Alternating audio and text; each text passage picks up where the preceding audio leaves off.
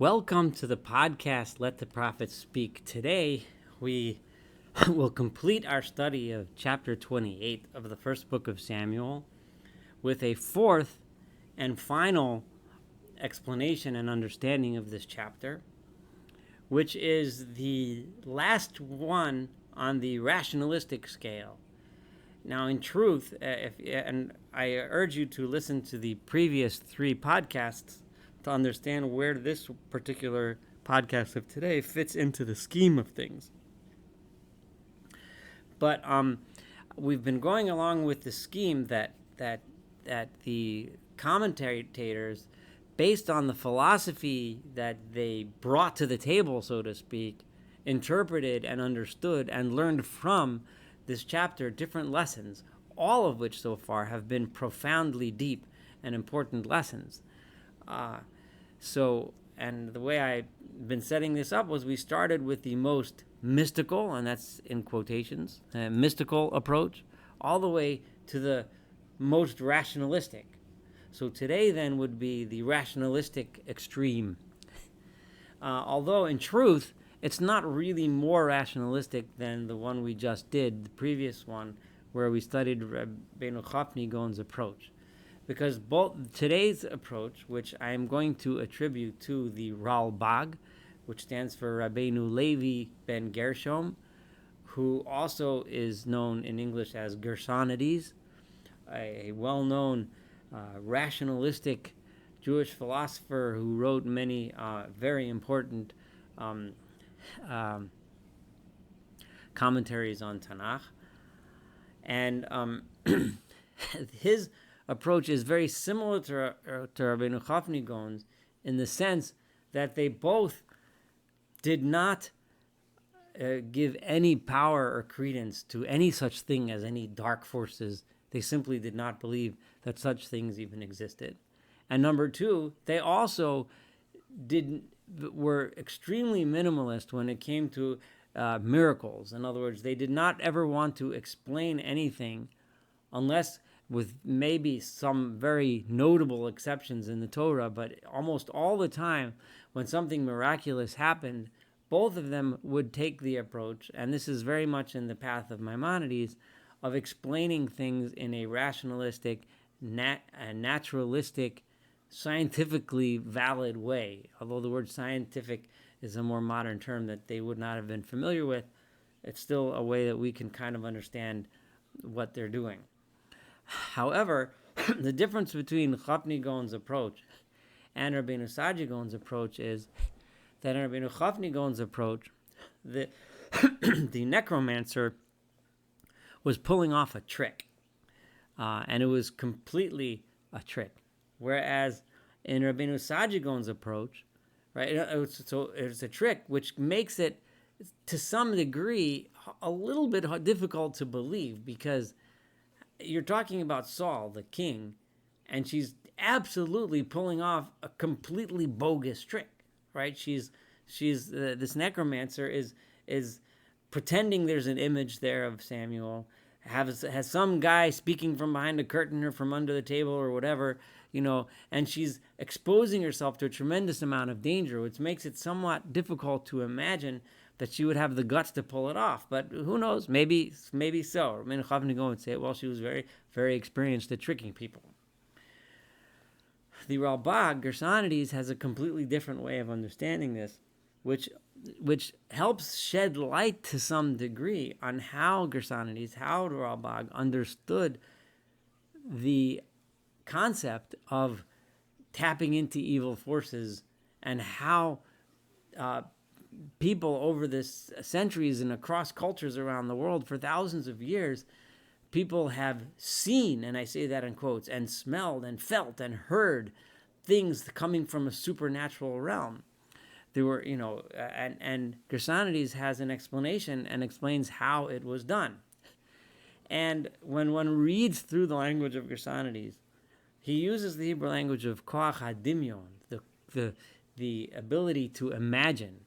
Now remember that what he's talking about is the ability of the shaman, who in this case is the necromancer, to create an imaginary image in the mind of the subject, of the other person who's there. So in this case, it would be the necromancer creating an imaginary image in the mind of Saul, so that Saul fully believes what he's seeing and feeling. Now, this is clearly, and I've spoken with experts on this matter, this is clearly what we would nowadays call hypnosis.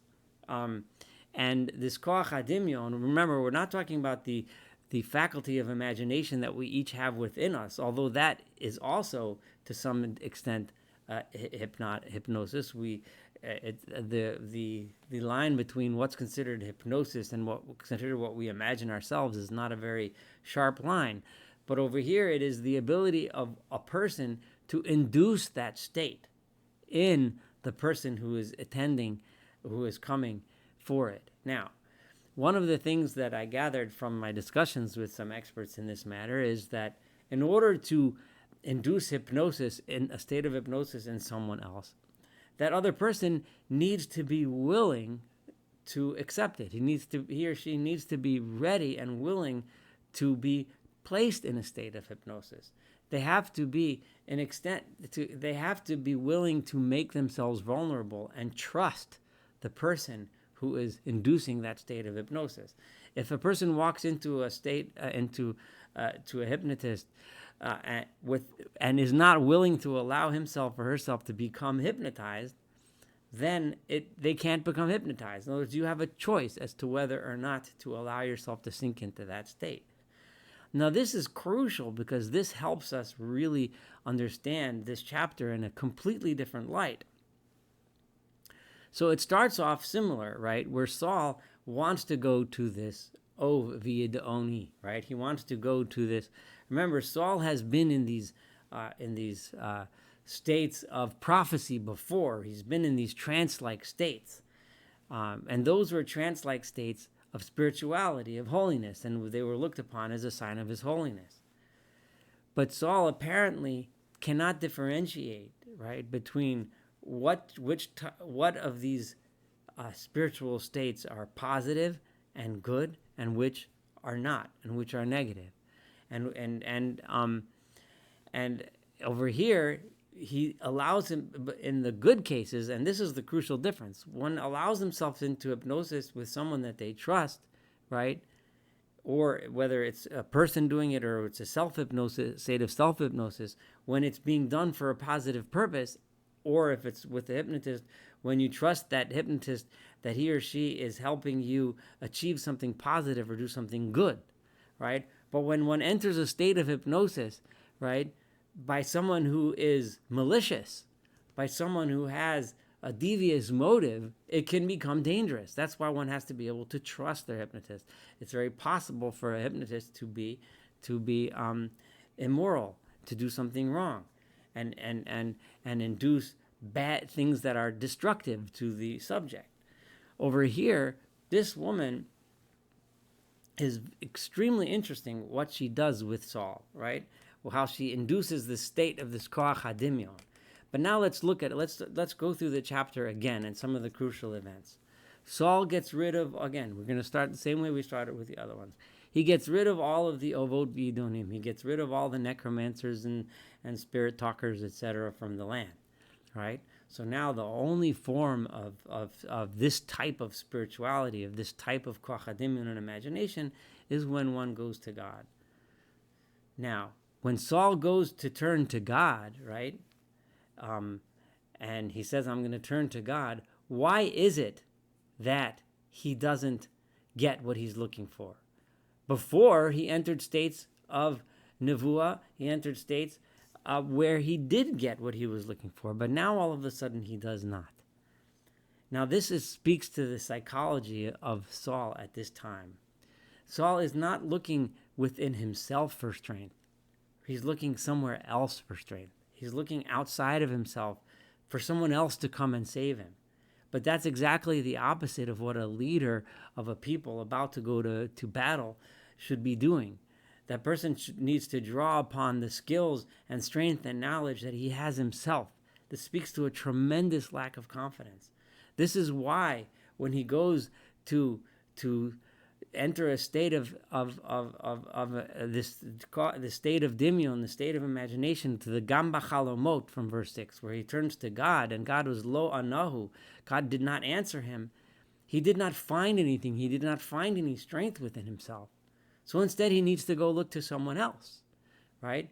He didn't find any strength within himself because that's what God would have wanted him to do.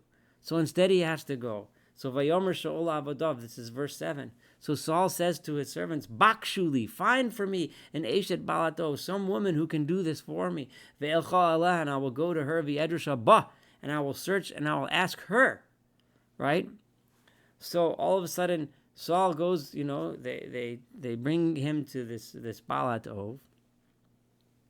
The Balat Ov now, if you're in our last podcast, we mentioned how the people understood that Saul, what his flaws were. They understood that his lack of confidence. They understood that he had this flaw where he would look to these magical things to help him. But over here, it's even more than that. It's even deeper than that. This woman understood how vulnerable he was, how vulnerable the king was, and how with her abilities and I'm going to say it as a hypnotist in this case, her ability to induce a state of dimion within Saul's mind, right? She knew that he would be extremely susceptible to that right now. Now, at this key time, he could be hypnotized in a snap because he's desperately looking for something. And if she gives him that something, he'll take it in a second. He's desperately looking for something to come and save him. Immediately, he comes in, and it's possible even to argue that she may not have known right away that he was Saul. But as soon as he asked for Samuel, right? As soon as he asked for Samuel, she realized who would be the one who asks that Samuel should be the one and gives him strength. The same one, the same king who constantly tried to ask Samuel for help, let's bring some sacrifices. Yes, Samuel, is great. We're going to go worship God now. And Saul was the one who acted and behaved that way so many times as we've studied until now. If he asks for Samuel, clearly this is the king, and he's looking to get some kind of help from somewhere else, right? So she creates this image in his mind, and once this image is in his mind, the image of Samuel in the state of hypnosis that she induces tells Saul exactly what he doesn't want to hear. And again, similar to what we had yesterday, knowing Saul's weakness, she has that image speak to Saul and say, you have been rejected by God. You have failed. Because she, along with all of the people, already knew and understood Saul's failure. He wouldn't look into himself for strength. That's not the kind of king that we need. And the people understood that, the people knew that, and she, as a member of the people of the nation, understood that that this king is a king that should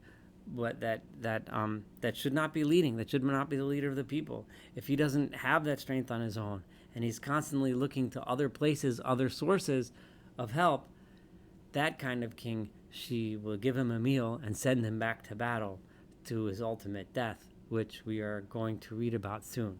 So this concludes our 4 different understandings of this chapter, each of one fascinating. Each of one has incredibly interesting lessons to learn. And I hope this allows you, as who's listening to this podcast and studying together with me, understand that there's so many facets to each chapter in Tanakh. There's so many ways to understand it.